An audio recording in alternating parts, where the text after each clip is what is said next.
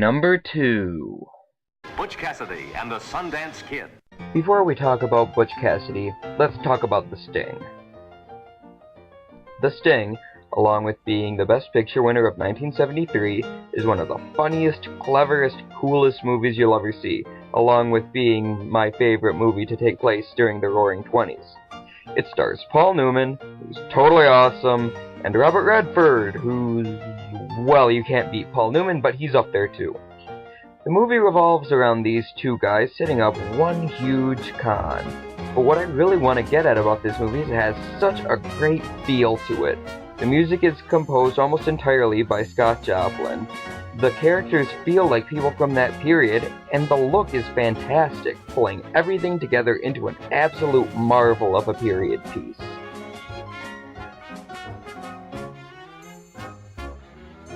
And that brings me to Butch Cassidy and the Sundance Kid. Although both The Sting and Butch Cassidy share the same director, George Hill, as well as sharing the two main stars, while The Sting is a 70s movie that feels like the 20s, Butch Cassidy is a 60s movie, and boy can you tell. You can tell simply by the characters' philosophies towards love and romance, but what really kills this as a period piece is that almost all the music was composed by Burt Bacharach. Look at this scene from The Sting.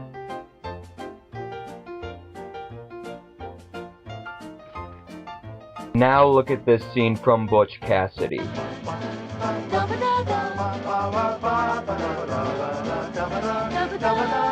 Does one seem to work better than another? I mean, listen to Burt Bacharach. Everything he does sounds like it should be used for a 60s sitcom.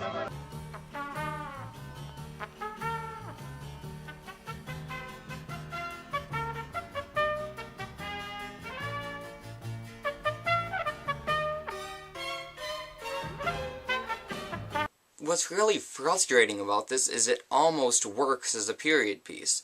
If only George Roy Hill had picked music that was the period of the period piece he was trying to make.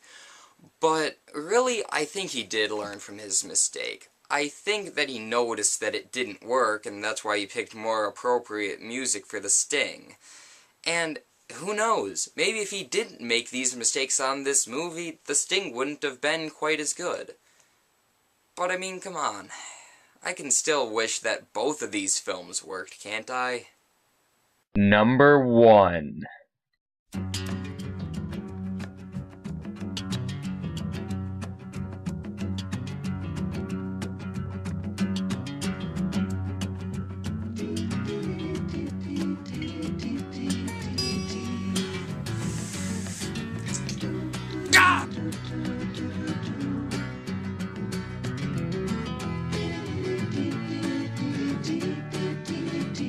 In 1959, Billy Wilder made the comedy Some Like It Hot. This movie was not approved by the Motion Picture Production Code, which is something that pretty much any movie at that time had to be. When Wilder was refused clearance from the production code, he thought, I'm Billy Wilder, I friggin' made Sunset Boulevard, I've won 3 Oscars, I'm not letting some code stop my movie from being shown. And he didn't. United Artists picked up the project due to Wilder's reputation, and the film was a hit. After this, the code was no more. A barrier had been broken. A brave new world of films such as The Godfather, Network, and Taxi Driver could now be made without the code in the way. Film had limitless possibilities. And this is what Mike Nichols did with them.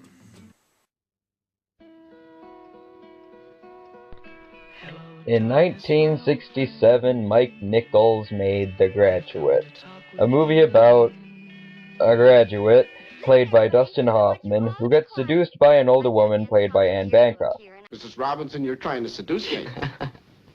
We're supposed to relate to Dustin Hoffman, being a confused, disoriented man-child in a confusing time, but he doesn't have any real problems. His parents are wealthy, he's a freeloader, and we're supposed to feel sorry for him just because his parents want him to get a job? But whatever. He gets into this attraction-based relationship with Mrs. Robinson, and soon afterwards gets into a relationship with her daughter. I want to ask you a question and then I'm going. You know all those chick flicks from the 90s, most of which star Meg Ryan, that involve this guy who's in a transitional period in life and he does this stupid thing, and then he meets this girl of whom he hates at first, but then he ends up falling in love with her about 2 seconds later. So then they're in love, la-di-da-di-da-di-da, and then she finds out about the stupid thing he did, of which he always wanted to tell her about and explain, but he could never think of the right words. So naturally he can't now, and so she runs away from him and either jumps on a plane to Guatemala or decides that she's about to get married. Either way, he has to go chase after her in some crazy stupid montage, and then he gets to either the altar or the airport, sweeps her off her feet, and then they live happily ever after. Blame The Graduate for that. This is the movie we can thank for this totally overused premise. The Graduate invented this cliché, and since it was so critically acclaimed, practically every romantic comedy has decided to take after it, a practice that just won't die. Being that people considered this movie to be important and groundbreaking and new, they totally ignored all the falsy stupidity of the premise, faults of which are very apparent now. This movie is crap. I mean, don't get me wrong, there is good acting, and the direction, when it's not being artsy and stupid, is quite good too. Oh, but the constant shoehorning of Simon and Garfunkel into the soundtrack, which most of the time just doesn't work. The confusing, pointless artsy scenes, the painful 60s outlook and philosophy, and the crappy subgenre it created all just point out how incredibly stale, old, and dated this classic is. Anyways, that concludes my list. I hope you'll like it, and if I completely desecrated one of your favorite movies ever, feel free to troll. Either way, I'm out.